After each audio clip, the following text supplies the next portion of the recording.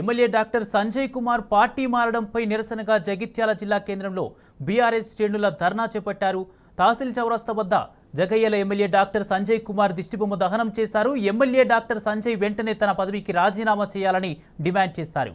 Koppula Eshwar, Sunke Ravishankar, ZP chairman వసంత, జిల్లా అధ్యక్షులు విద్యాసాగరరావు తదితరులు నిరసనలో పాల్గొన్నారు. సంజయ్ స్వార్థంతో పార్టీని వీడారని బీఆర్ఎస్ నేతలు మండిపడ్డారు. పార్టీ పిలిచి టికెట్ ఇచ్చి గెలిపిస్తే నమ్మకాన్ని వమ్ము చేసిన సంజయ్ రాజీనామా చేయాలని డిమాండ్ చేశారు.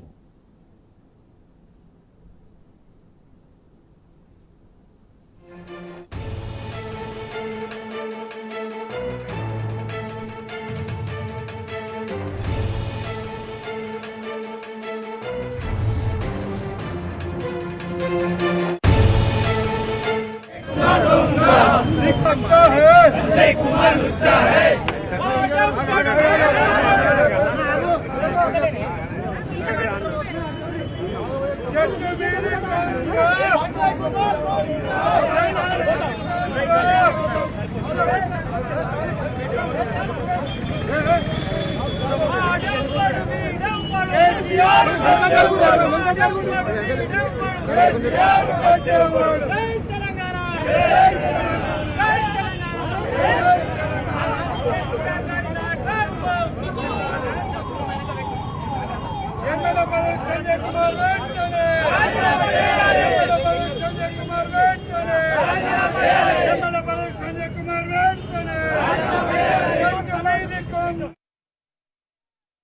చాలా దురదృష్టకరమైనటువంటి విషయం ఏమిటంటే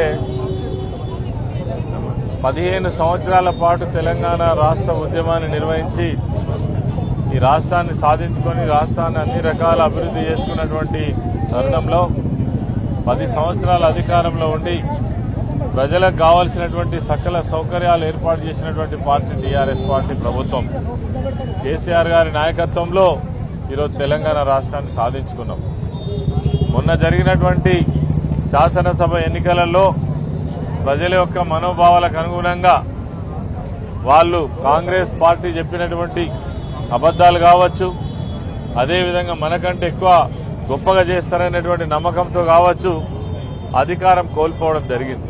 అంత మాత్రాన ఈరోజు బీఆర్ఎస్ పార్టీ టిక్కెట్ మీద ఎన్నికైనటువంటి శాసనసభ్యులు వివిధ నాయకులు పార్టీని వదిలిపెట్టి పోవడం అనేటువంటిది ఇది ఆత్మహత్య కంటే కూడా మరి దీనమైనటువంటి చర్యగా నేను భావిస్తా ఉన్నాను. నిన్నగాక మొన్న పోచారం శ్రీనివాసరెడ్డి 80 సంవత్సరాల వయసు, నేను టికెట్ వద్దు పోటీ అని చెప్పినప్పటికీ కూడా కేసీఆర్ గారు నువ్వు పార్టీలో సీనియరు పెద్ద మనిషివి తప్పకుండా పార్టీలో ఉండాలనే ఉద్దేశంతో టికెట్ ఇచ్చి అన్ని రకాల సహకారం అందించి గెలిపిస్తే ఈరోజు స్వార్థం కోసం చావుదలకు మరి పార్టీని వదిలిపెట్టిపోయినటువంటి పరిస్థితి మనం చూస్తూ ఉన్నాం.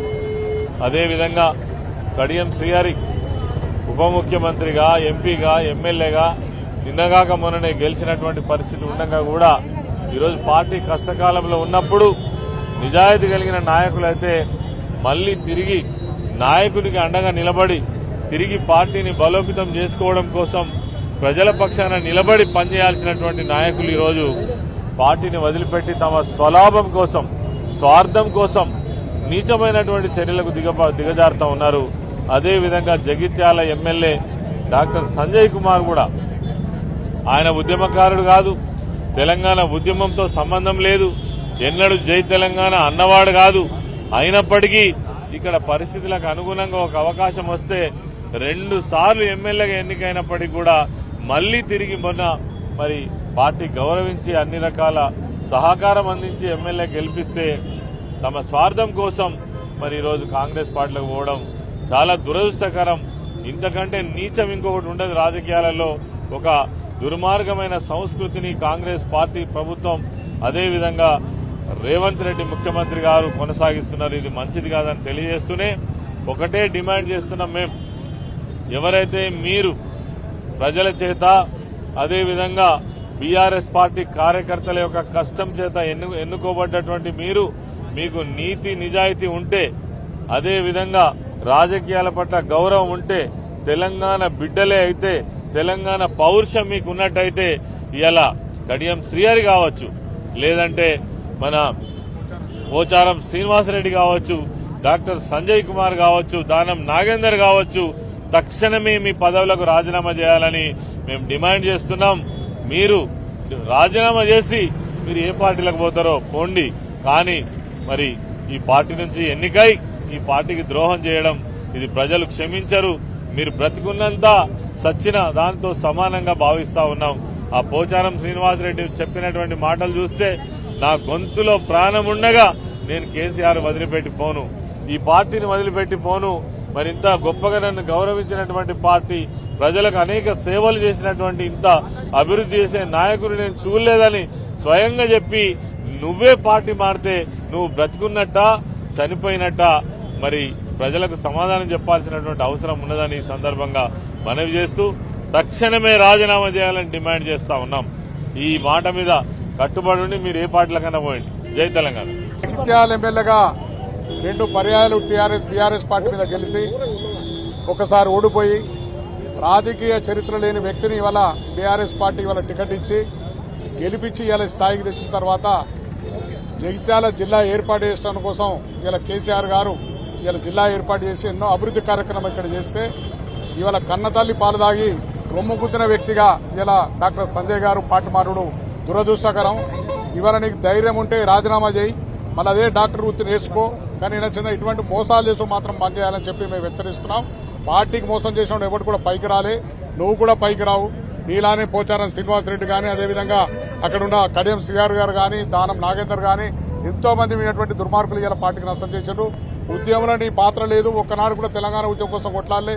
ఎంతో మంది విద్యార్థులు యువకులు ఉద్యమం చేసి తెలంగాణ పోరాటం చేసి తెచ్చిన తెలంగాణలో మీటువంటి దొంగలు కలిసి పార్టీ పదవులు అనుభవించి ఇవాళ పార్టీ అనుభవించుకొని ఇవాళ ఇటువంటి దుర్మార్గమైన చర్య చేస్తున్నారు కనుక పార్టీకి రాజీనామా చేయాలని చెప్పి మేము డిమాండ్ చేస్తున్నాం. రాజీనామా చేసి నీ ఇష్టమైన పార్టీలకు మళ్ళీ గెలిచే పార్టీలకు నువ్వు కానీ ఇలా బీఆర్ఎస్ పార్టీ మీద గెలిచిన వ్యక్తి కనుక పార్టీకి రాజీనామా చేయాలని చెప్పి మేము డిమాండ్ చేస్తున్నాం.